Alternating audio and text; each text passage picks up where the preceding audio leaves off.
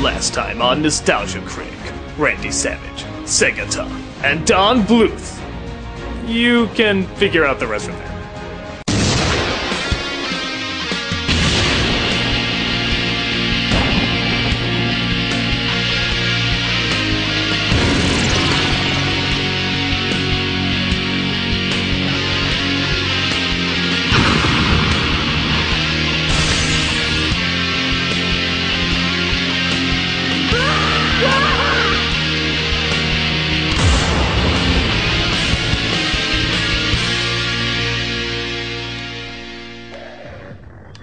Hello, I'm the Nostalgia Critic. I remember it so you don't have to.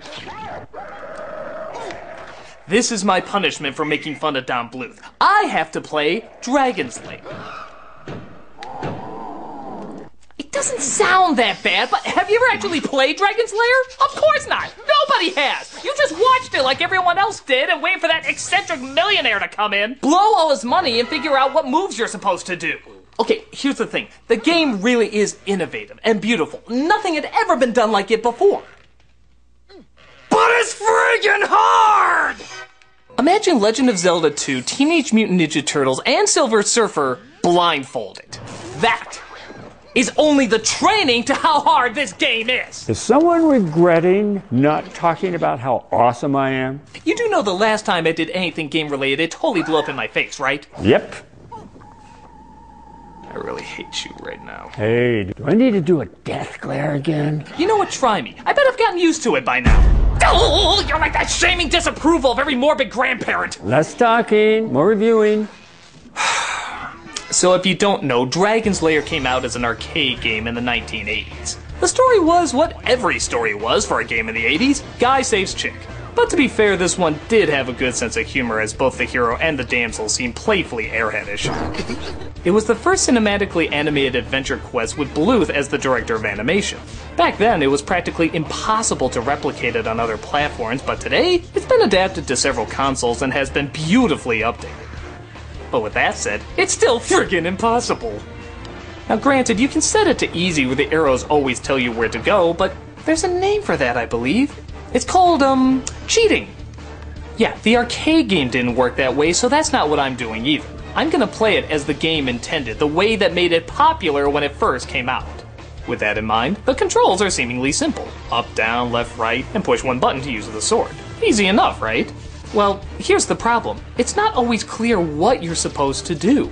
Sometimes it's a no-brainer. You see a monster, you use the sword. But other times you're supposed to move out of the way. How am I supposed to know to use the sword on this monster but run away from that one?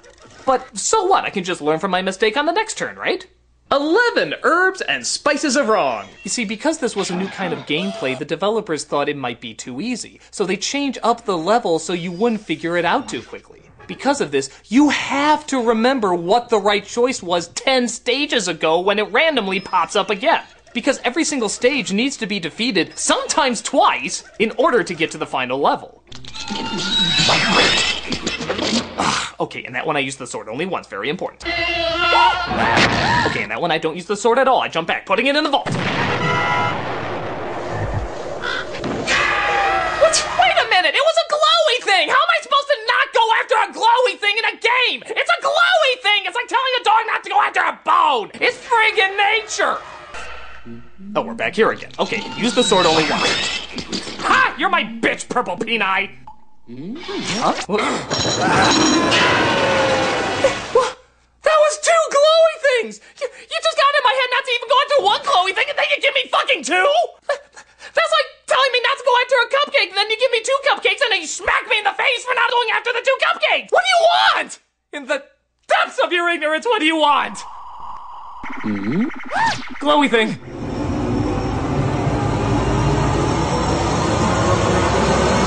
Yes? Ha-ha! Ooh, another glowy thing. Oh, no! It said, drink me! The goddamn game gave me an instruction and it lied to me! I wasn't supposed to drink it even though it said drink it! Who's running this goddamn place, GLaDOS? Sometimes they're kind and cleverly lay out clues for you. Like whatever space is available, that's probably where you're supposed to go. Once in a while, even a door will open and close to indicate that's where you're supposed to head towards. Logical deduction can be the obvious route. But even the directions can be a little confusing. Like, looky here. Does this count as down or left? In the one fraction of a second you have to make a decision. Down? Now this one seems pretty easy, giving you plenty of time to figure out which way to go.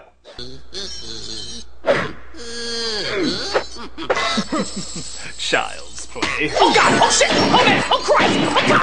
Oh shit! I swear I let out! Oh fudge! Whoa, you're really bad at this. You think? I can usually win this in 10 minutes. That's because you made it!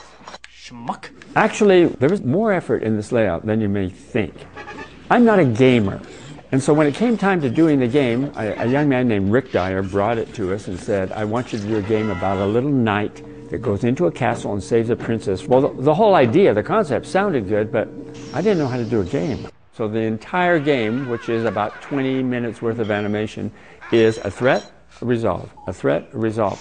The fun of the game was showing how many funny ways a person can die and still resurrect. I do have to say, one of my favorite things is hearing Dirk's wide variety of cowardly screams. They're heard more often when you play. Shut up! Actually, I wouldn't be shocked if Bruce Campbell was inspired by some of Dirk's cries. God, this game is so hard. Damn it. Damn it. Damn it! And now, the nostalgic Critic's top 11 death scenes. I'm not giving you the pleasure! Number 11. Number 10.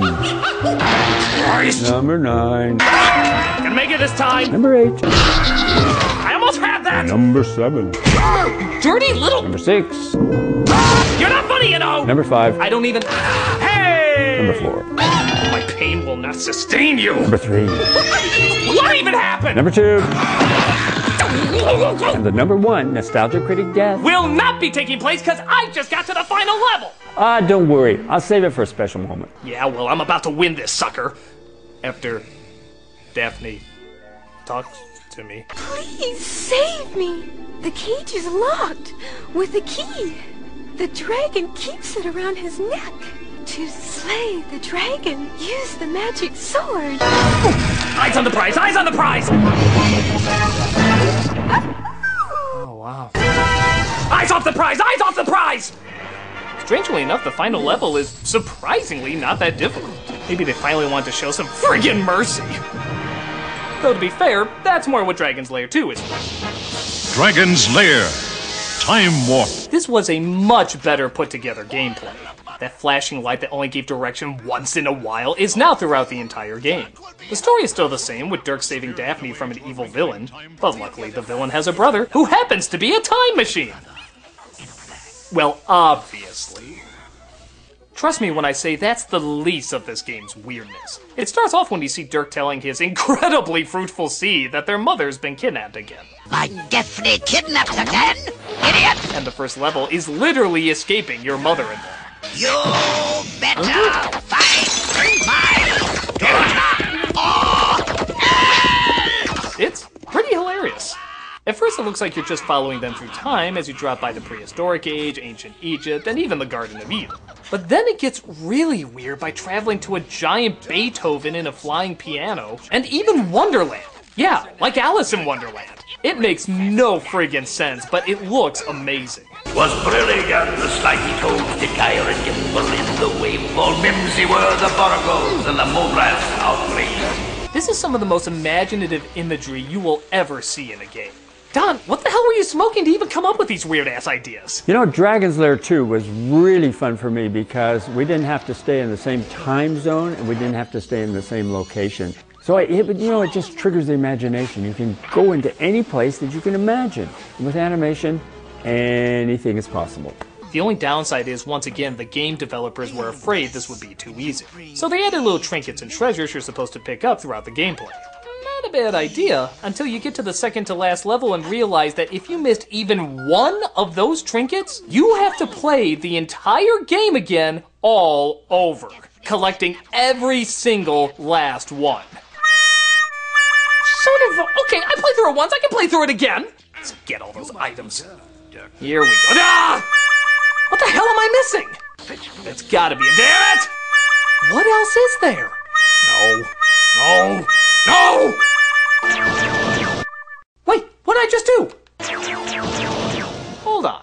Are you telling me that the butterfly is glowing, signaling me to grab it, the exact same time the fire is glowing, the exact same color?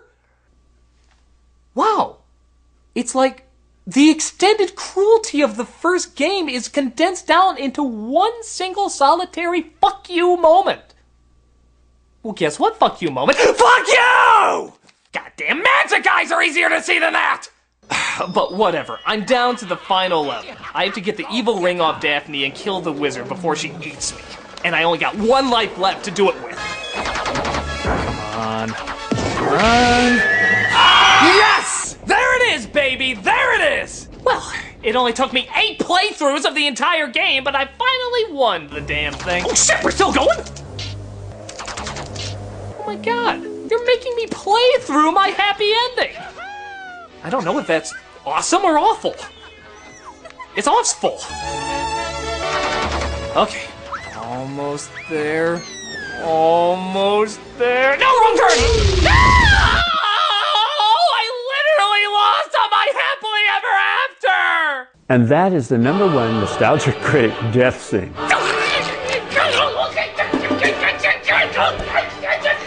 These games are a pain! They're beautiful and amazing to look at, but they're a goddamn pain! I'm glad they're so groundbreaking and innovative, but they are impossible! They are so friggin' frustrating and so incredibly hard! I wanna support Dragon's Lair, but only to watch it, not to actually play it!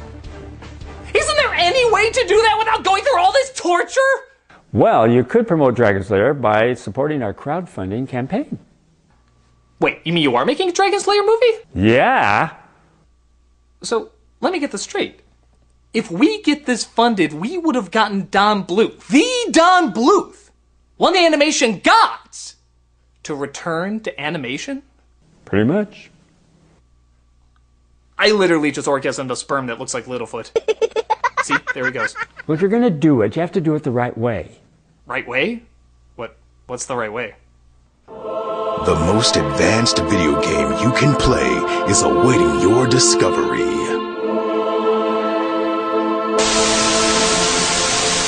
Hey! Want to see this on the big screen? Uh-huh. Well then, make Dragon's Lair a movie! Dragon Slayer? You mean that awesome arcade game we were just playing? No talking while I'm talking! Yeah! Ready for some excitement? Then make Dragon's Lair a movie!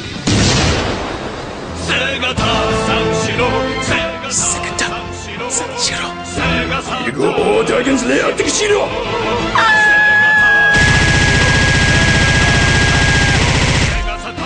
Wait! There's only room for one screaming psychopath around here!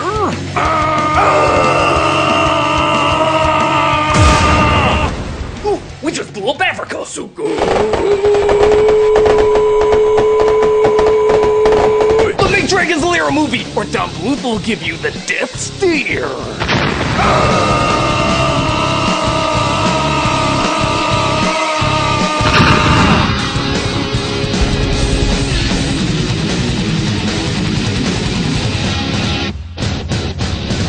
Eh?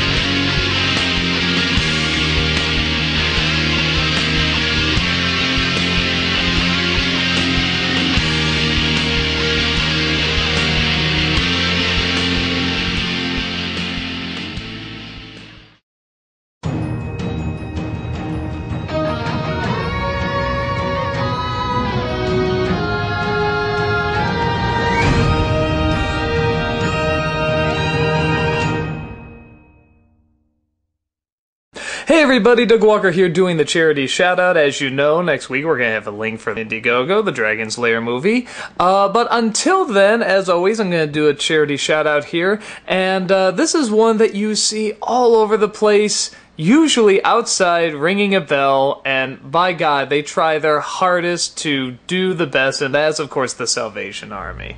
The Salvation Army isn't just one cause, it's several causes. It wants to help families, it wants to help adults, it wants to help children, it wants to keep them fed, it wants to keep them in houses, it wants to keep them warm and safe, it wants to help people on Christmas, it wants to get them food, it wants to do everything that has to do with helping people. Every year around this time, you see them outside the grocery stores, the malls, and the city, everywhere, ringing that bell in the freezing, freezing cold. There has never been a year you have not seen those people. They are always out there trying their best, reminding you of those who do not have a place to go or do not have much food to eat. They do this because they believe in helping people, they believe in making the world a better place, and they have done exactly that time after time. You can look at their YouTube channel, you can see so many of the various things they do, and of course you can just go to their website. But even outside of that, just donating the tiniest bit outside the grocery store or the mall or wherever they are. This is the time of year when they need the most donations, so please definitely be generous and make all those times that they're waiting in the cold worth it.